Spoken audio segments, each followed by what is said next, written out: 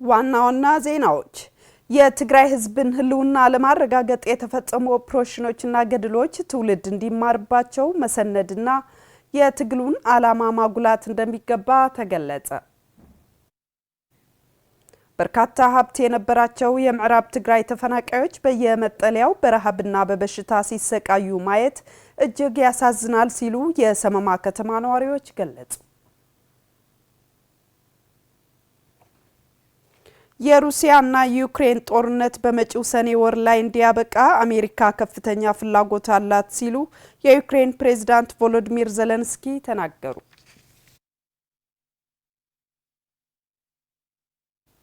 ሰላም ጤና ይስጥልኝ አድማጭ ተመልካቾቻችን፣ አበይቱ ጉዳዮች በማስቀደም የሰዓቱ ዜናዎቻችን ወደ እናንተ ማድረስ እንጀምራለን።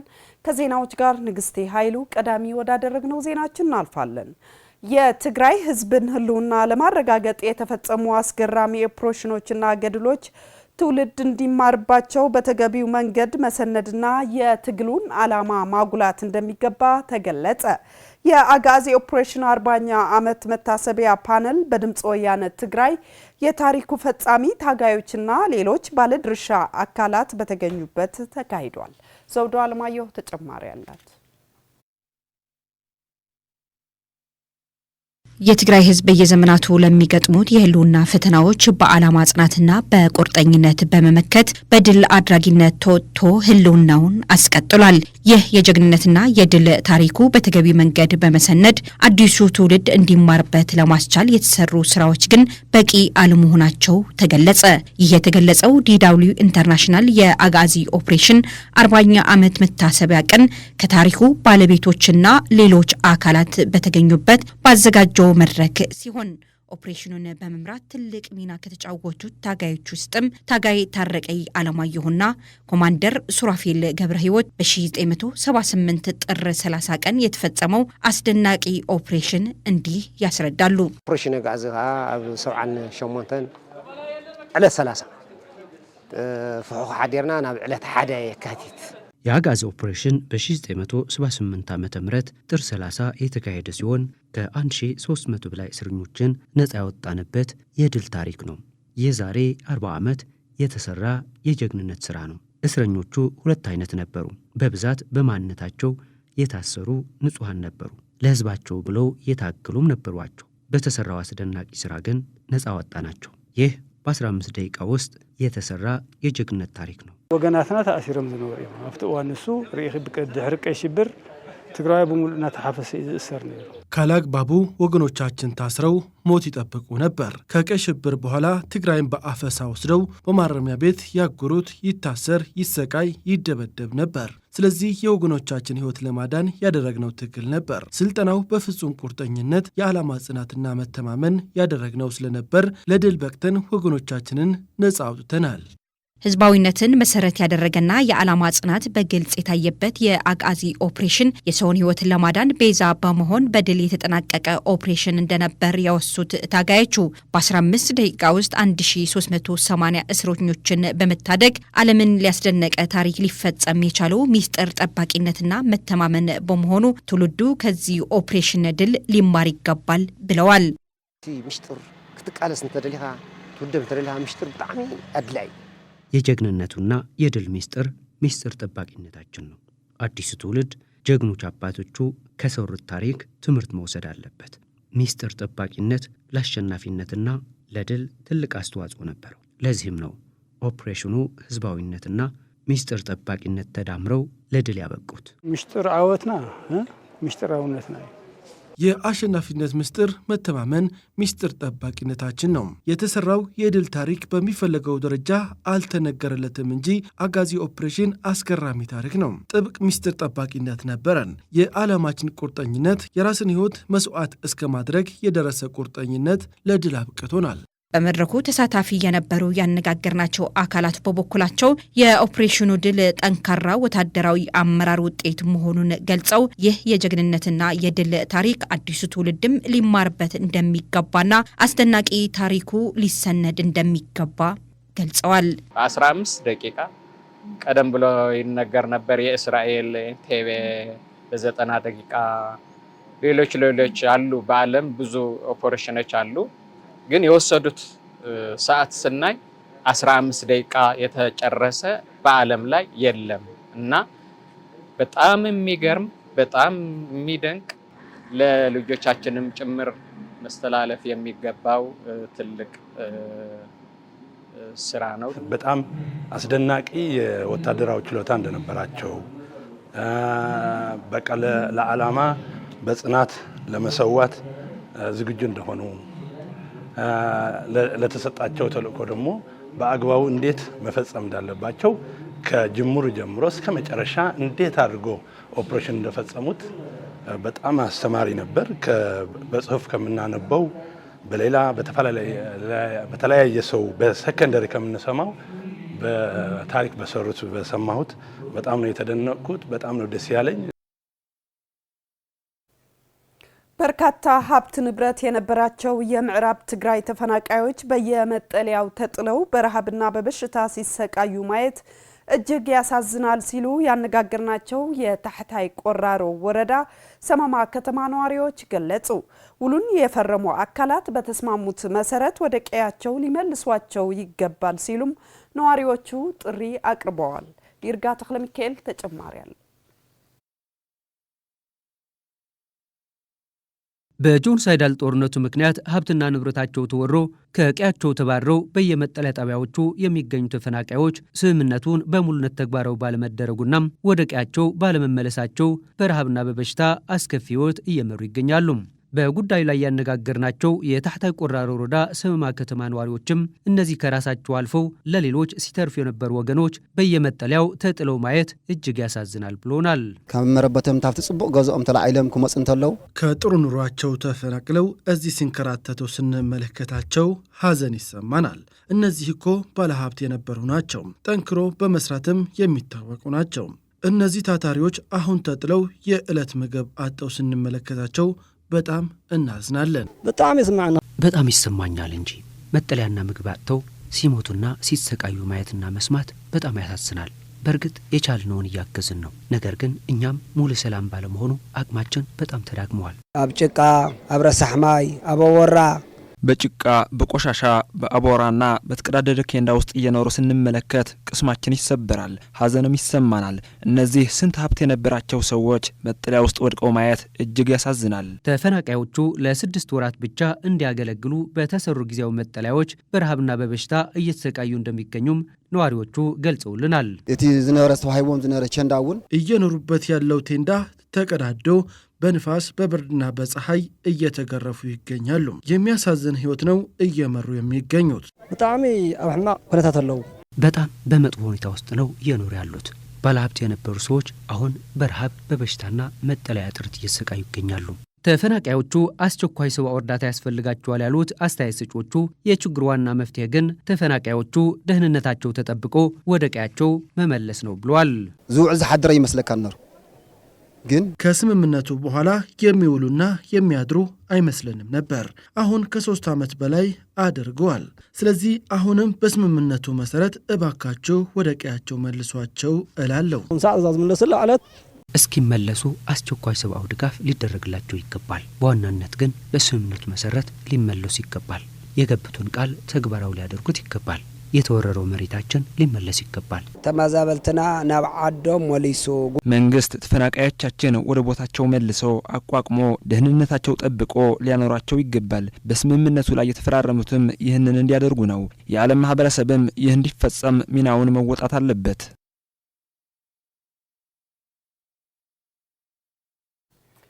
እያጋጠመ ላለው የረሃብ አደጋ በዘላቂነት ለመከላከል ምርትና ምርታማነትን በሚያሳድጉ ቴክኖሎጂዎች ምርምር ማከናወን ተገቢ መሆኑን የትግራይ እርሻ ሽግግር ማዕከል አስታወቀ።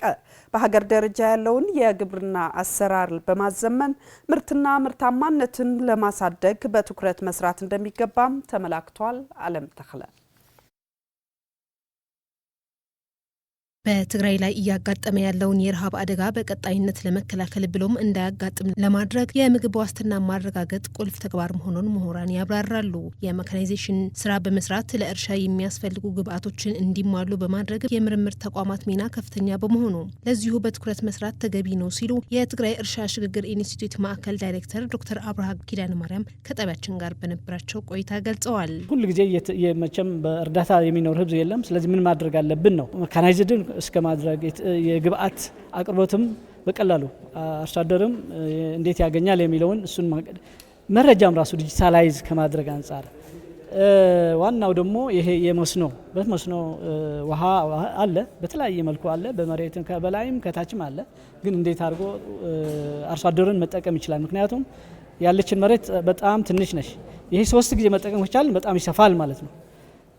ይቺ እንዲሁ ካልሄድን ግን በጣም ትንሽ ነውና ይሄንን እንዴት ማዘመን እንችላለን?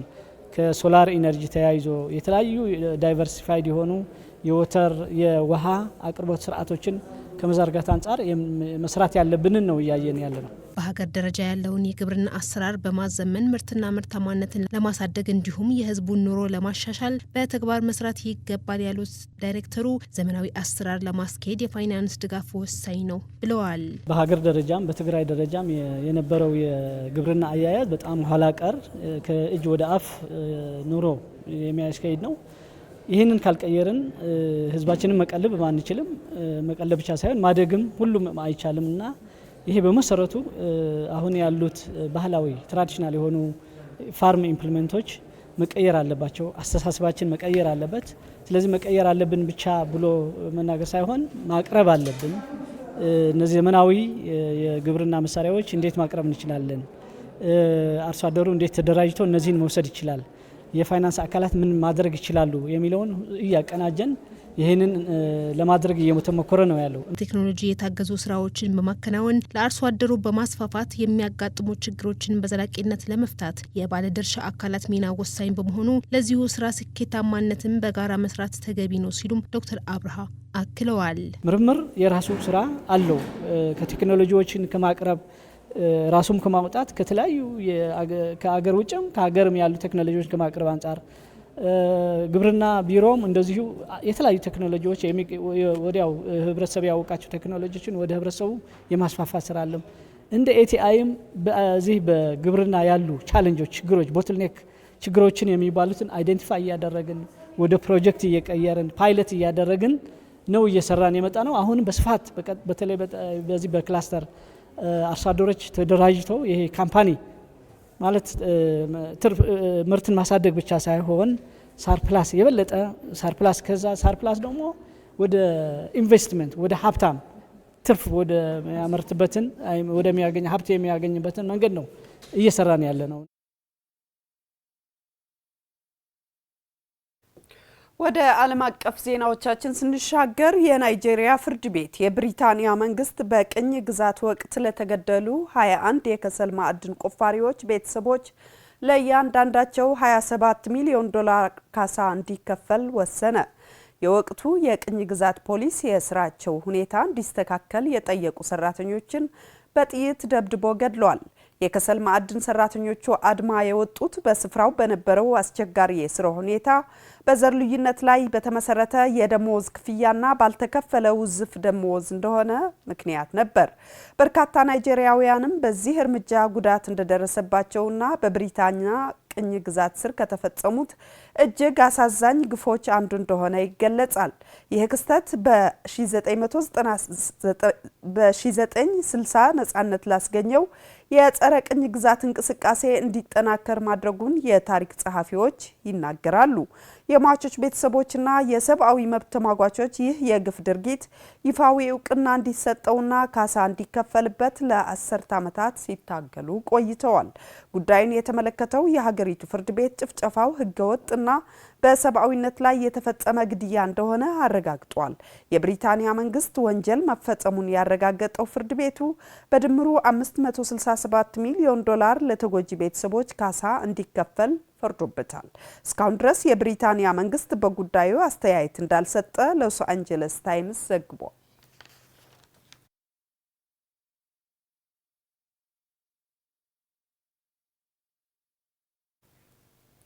ከአሜሪካም ሆነ ከሌላ አካል ጋር ከመደራደር ውጪ ሌላ አማራጭ የለም ሲሉ የኢራን የውጭ ጉዳይ ሚኒስቴር አባስ አራግቺ ተናገሩ።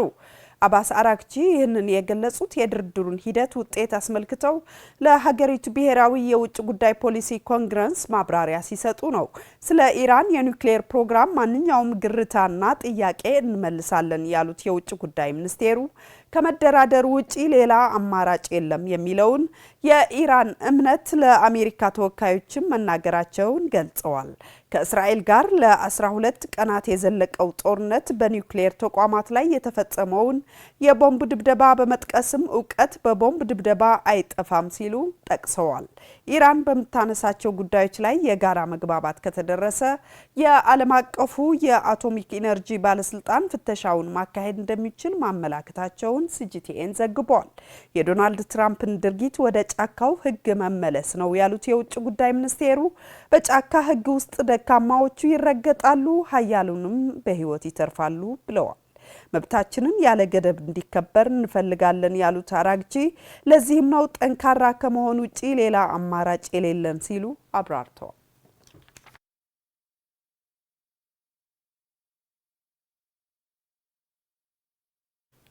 በመጨረሻም የሩሲያና ዩክሬን ጦርነት በመጪው ሰኔ ወር ላይ እንዲያበቃ አሜሪካ ከፍተኛ ፍላጎት እንዳላት የዩክሬን ፕሬዝዳንት ቮሎዲሚር ዜሌንስኪ ተናገሩ። ሁለቱም ወገኖች በሚቀጥለው ሳምንት በአሜሪካ ለሚካሄደው ንግግር መጋበዛቸውና በንግግሩ ላይ እንደሚሳተፉ ዜሌንስኪ ገልጸዋል። አሜሪካ የሁለቱን ተደራዳሪ ቡድኖች በአሜሪካ እንዲገናኙ ሀሳብ ስታቀርብ ይህ ለመጀመሪያ ጊዜዋ ቢሆንም ድርድሩን በተመለከተ ከዋሽንግተንም ሆነ ከሞስኮ የተሰጠ ሀሳብ የለም። ነገር ግን ዶናልድ ትራምፕ ወደ ስልጣን ከመጡበት ጊዜ አንስቶ ግጭቱ እንዲያበቃ ግፊት እያደረጉ ይገኛሉ።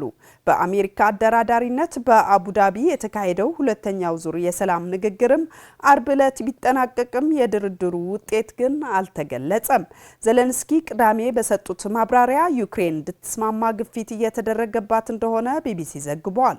ተደራዳሪዎቹ ለመጀመሪያ ጊዜ ፊት ለፊት መወያየታቸውን የገለጹት ዜሌንስኪ በቀጣይ በመሪዎች መካከል የሶስትዮሽ ንግግር ሊደረግ እንደሚገባም ገልጸዋል። ዜሌንስኪ በመጨረሻም አሜሪካ ሁሉም ነገር ሰኔ ወር ላይ እንዲጠናቀቅ እንደምትፈልግ አረጋግጠዋል።